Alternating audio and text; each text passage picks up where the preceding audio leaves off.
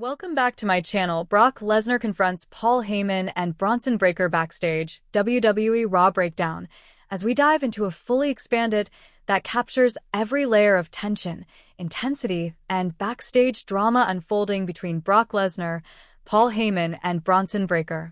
This breakdown explores not just what happened, but the emotional undercurrents, the shifting alliances, the power struggles, and the future implications of this explosive confrontation, painting a vivid picture of the chaos and uncertainty rocking WWE Raw as these larger-than-life personalities collide. From the very moment Brock Lesnar's unmistakable presence was felt backstage to the instant he stepped into the frame with that signature cold stare and dangerous calm, the atmosphere around him shifted sharply. People scattered, security froze, and every superstar within range became instantly alert because everyone knows that when Brock Lesnar appears unannounced backstage, something massive is about to unfold. That aura of unpredictability and raw danger only amplified the tension that had already been brewing for weeks between Lesnar and his former advocate Paul Heyman, who has recently found himself entangled in alliances and conflicts that have placed him in the center of multiple storylines. The energy in the building changed the moment Brock approached Paul Heyman, but what made the situation even more volatile was the presence of Bronson Breakker, a rising force in WWE whose fierce attitude and unshakable confidence have made him one of the fastest-climbing superstars on Raw.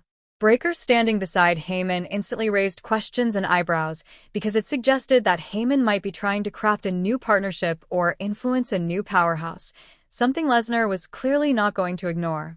When Brock stopped in front of them, it felt like time itself paused. Paul Heyman immediately shifted into panic mode, displaying that familiar blend of fear, guilt, and frantic negotiation energy he always shows whenever Lesnar confronts him. His voice trembled, his hands shook slightly, and yet he attempted to maintain his trademark fast-talking composure, trying to explain and rationalize his involvement with Bronson Breakker. But Brock wasn't listening. His silence was louder than any promo. It was that cold silence Lesnar is known for, the kind that signals he is evaluating everyone in front of him, deciding who he sees as a threat, who he sees as prey, and who he sees as the cause of whatever has angered him. Bronson Breakker, however, did not step back, did not show fear, and did not shift his stance even an inch. His posture was firm, chest out, shoulders squared, eyes locked on Brock with a glare that communicated both defiance and a hunger to prove himself. That tension between them sparked instantly, a physical electricity that told the entire locker room that these two alpha predators were about to clash at some point, whether Heyman wanted it or not. The confrontation quickly escalated when Brock stepped even closer, towering over Breakker, intentionally invading his personal space. You could see Breakker clench his jaw, fighting every instinct telling him to strike first. Meanwhile, Paul Heyman positioned himself between them, desperate to prevent violence, nervously rambling about misunderstandings and strategic opportunities while both men ignored him completely. Heyman tried to defuse the situation with his classic verbal gymnastics, insisting that everything was part of a master plan, but Lesnar only leaned forward, lowering his head slightly as he glared directly at Heyman with a dangerous calm that suggested betrayal, real or perceived, was the only thing on his mind. His message was clear. Heyman had crossed a line. Even if Heyman didn't believe he had, Brock did, and that was enough to trigger this confrontation. What made this moment even more intense was the way Bronson Breakker inserted himself into the situation.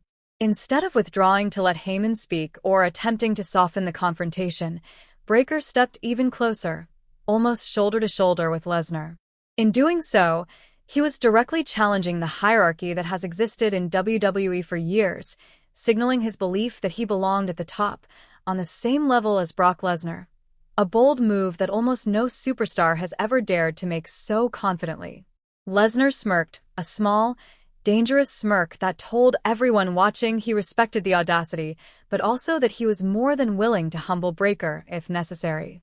That moment of mutual recognition was chilling, a meeting of two dominant forces, one with legendary status carved into the history of the company, and the other with a rising career fueled by genetic foundations, intense training, and the hunger to build his own legacy. Paul Heyman, stuck between them like an anxious diplomat facing two opposing nations on the brink of war, attempted again to take control of the situation, waving his hands frantically and explaining that he had not turned on Brock but was simply managing multiple clients with strategic intentions. Lesnar didn't buy it. Breakker clearly didn't care. The confrontation intensified when Brock finally spoke, delivering a low, sharp warning that sent chills through anyone listening. He accused Heyman of playing both sides and trying to replace him with a newer, younger powerhouse. The accusation struck directly at Heyman's guilt because part of him knew Brock was right. Heyman's history has always been built on aligning with the strongest, most dominant athlete available, and Breakker represents exactly the kind of superstar Heyman would want to shape and influence. Breakker's reaction was equally bold. He didn't flinch or deny anything. Instead, he doubled down on the tension by stepping forward and telling Brock that he wasn't intimidated and that if Lesnar wanted to test him, he wouldn't hesitate to fight. That statement ignited an immediate eruption of energy. Lesnar's expression shifted from annoyance to excitement, almost like a predator thrilled to discover a worthy challenger. For a moment, it looked as though Brock was seconds away from attacking Breakker right then and there, backstage, with Heyman powerless to stop it. The only thing that prevented a physical clash was the sudden intervention of backstage officials and agents who rushed in the moment tensions seemed about to explode. They placed themselves between Lesnar and Breakker, urging both men to step back, reminding them of legal consequences, match schedules, and the chaos that would erupt if they fought without authorization. Lesnar seemed amused rather than discouraged. He took a slow step back but kept his eyes locked on Bronson Breakker, sending a silent message that this wasn't over. Not by a long shot. Breakker finally stepped back as well, but instead of looking relieved, he looked energized, almost proud that he had stood his ground against Brock Lesnar and lived to tell about it. Paul Heyman, however, was visibly shaken. His face was pale, his breathing was heavy, and it was clear that the psychological pressure of being confronted by Brock while trying to manage a rising powerhouse like Breakker had left him deeply distressed. Even after Brock walked away, Heyman struggled to regain control over his voice and composure, desperately trying to reassure Breakker that everything would stabilize soon. But after the confrontation, Heyman's authority felt fractured. Breakker didn't look at him the same way. The balance of control between them had clearly shifted. Breakker now saw himself as a